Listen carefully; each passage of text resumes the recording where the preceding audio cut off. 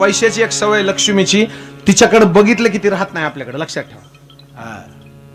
तुम्ही खिशात 100ची नोट ठेवा आणि त्याच्याकडे बघायचं नाही, खर्च ती कधी. आई मला सांगा, पर्स मध्ये 500 ठेवले, तिच्याकडे बघायचं नाही, खर्च ती का, खर्चन कवा असा. म्हणून बायकांचे पैसे जास्त खर्चत नाहीत, खिसात ती डब्बा गुल. मला तिकडे न्यायचं नव्हतं, पण मला ते सांगण्यासाठी सांगितलं. दंडवत केला, ऐका नाही, जमिनीवर दंडवत केला. आता मी गाडी घेऊन आलो ना, हे भाऊ आमचे तिथे आले खाली, टिप्पर काहीतरी आडवं लावलं का, पिकअप, आणि ते काढा असं काहीतरी चाललं. तुम्हाला मी मजा सांगतो, ऐका. तसं हे जुने माणसं आहेत ना इथं बसलेले, भाऊ तुम्ही वयस्कर माणसं आहेत, कधी नवी गाडी जर तुमच्या गावात आली तर लहान लहान लेकर बघायला यायचे का नाही? हा महाराज, मी बी लई गाड्या बघितल्यात अशा लहानपणी. उगत जायचं आणि त्या गाडीला आश करायचं आणि घरी येऊन आईला म्हणायचं, आई तिथं मोटरसायकल आली ना, त्याला शिवून आलो मी.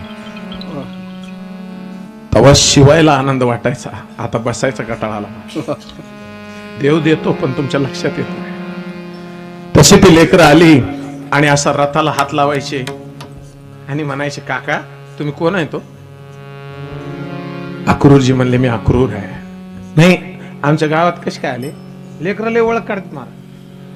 बायका लेकरं बोलायला फार हुशार असतात, फक्त माणसं दलिंदर.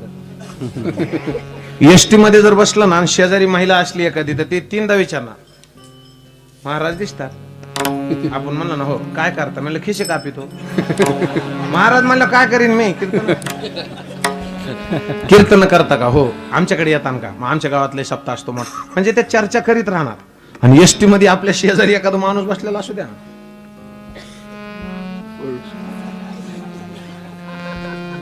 आणि आपला धक्का लागावा त्याला, नेट इतकं कशी गुरमी आली रे. मर्चेन एका दिवशी छातीत चमकून, बेटा काय नाही, सगळे जागेवर राहतात, JCP, ऑडी, बस. बाबा त्या लेकरांनी, गणेश महाराज चिलिया लय गोड, तुकाराम बाबा इतकी गोड कथा आहे, असे हात जोडलेले. काका कशाला आलात सांगा ना? तर ते म्हणले, तुमच्या गावात नंद बाबाच्या घरी एक कृष्ण आहे, मी त्याला न्यायला आलोय. बुवा त्या पोराने दगडच उचलला असं, म्हणलं का टॉयलेटच आडवा करेल. कृष्णाला नेतो. दुसरा गोपाळ काय म्हणला माहित आहे? बाळा, गोकुळाची संस्कृती नाही मोठ्यासोबत भांडायची. दगड खाली फेकून दिला आणि पायावर दंडवत केला. बाबा, तुम्हाला आमची शपथ आहे, देवाला नका देऊ, कारण तो जर इथून गेला तर आमचा अन्नदाता जाईल. उद्यापासून आम्ही काय खायचं? गरीबाची परिस्थिती फार वाईट असते महाराज. विठाला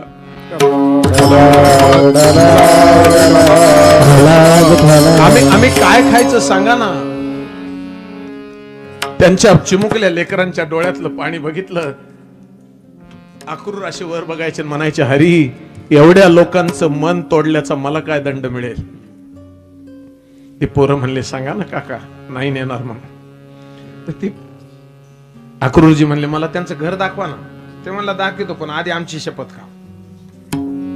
ते म्हणले, नाही, तुमची शपथ मी नाही नेणार त्याला. आणि मग घर दाखवायला नेलं. ऐका ना, झोपाळ्यावर असे बसलेले नंदबाबा यशोदाची, आहा हा हा, ब्रज की अवस्था महाराज अशी बसले.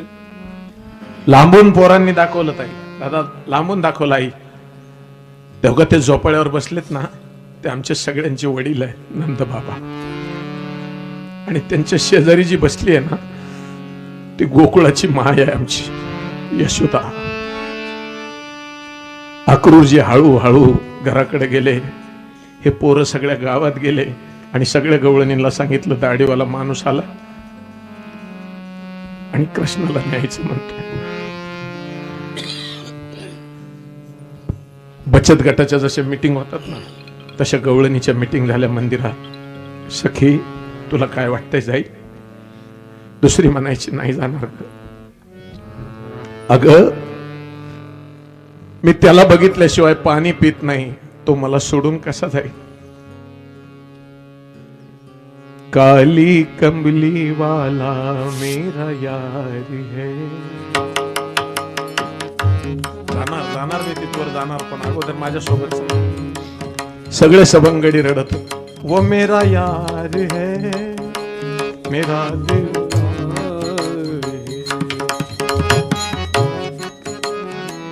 जसे व्यथित झालते तुकोबा वैकुंठाला जाणार म्हणल्यावर देहूतली लोक, तशी व्यथित अवस्था लेकरांची.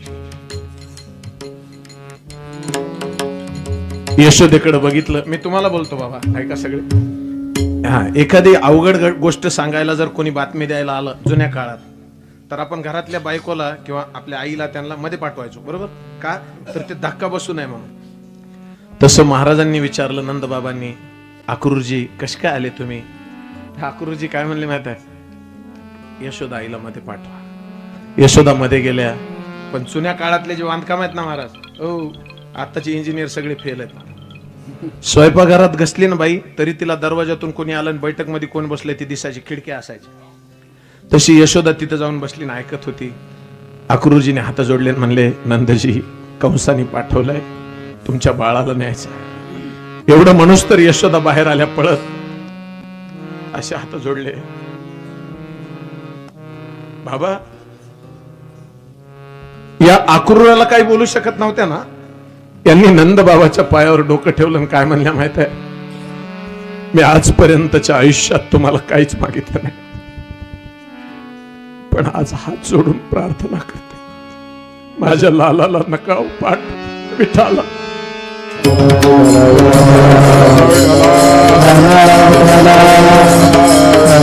आपको पता नहीं नंद जी, लाला चला जाएगा.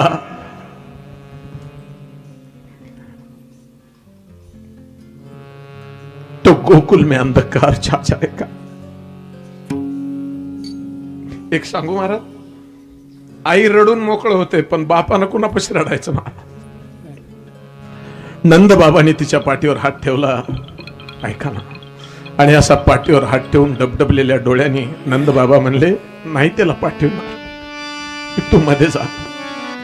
पण यशोदेला माहित होतं की माझ्या नवऱ्याचा स्वभाव काय आहे. यशोदा स्वयंपाकाला बसल्या, डोळ्यातून अश्रू वाहत होते. आई ज्या वेळेला असा स्वयंपाक करते ना महाराज, मिलिटरी मॅनची आई असते ना, उद्या पोरगा ड्युटीला जाणार आहे कळालं ना की रात्री स्वयंपाक करताना तिचे डोळे भरलेले असतात. तशी यशोदा रडायची.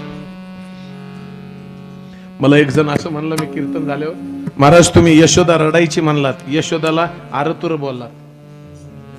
मी म्हणलं माईला आरतुरच बोलतात ना. माईला जर असं म्हणलं, आऊ साहेब तुम्ही जेवलात का, तर आई म्हणे ह्याला दवाखान्यात दाखवा, येडवणी करायला. किती सुंदर आहे महाराज. यशोदेनं स्वयंपाक करत, माझा देव आला गाई चारून, आणि गाई बांधल्या. माय बापा इकडे लक्ष द्या. गाई बांधल्या आणि जगाचा बाप पळत जाऊन यशोदेच्या मांडीवर बसला. असं बघितलं, मा आज तुम रोई हो, आज तू रडलीस नाही. नहीं तो लाला, मैं रोई नहीं. दादा ज्याची माय जिवंत आहे, एक विनंती करतो महाराज, तुम्ही बसलात ना भामचंद्रावर, एक नवा संकल्प करा. जेवढ्या माझ्या मायबाप इथं बहिणी भाऊ बसलेत ना, ज्याचे आईबाप जिवंत आहेत ना, वर्षात एक दिवस तरी तुमच्या हाताने असा घास तुडून त्यांच्या तोंडात घाला.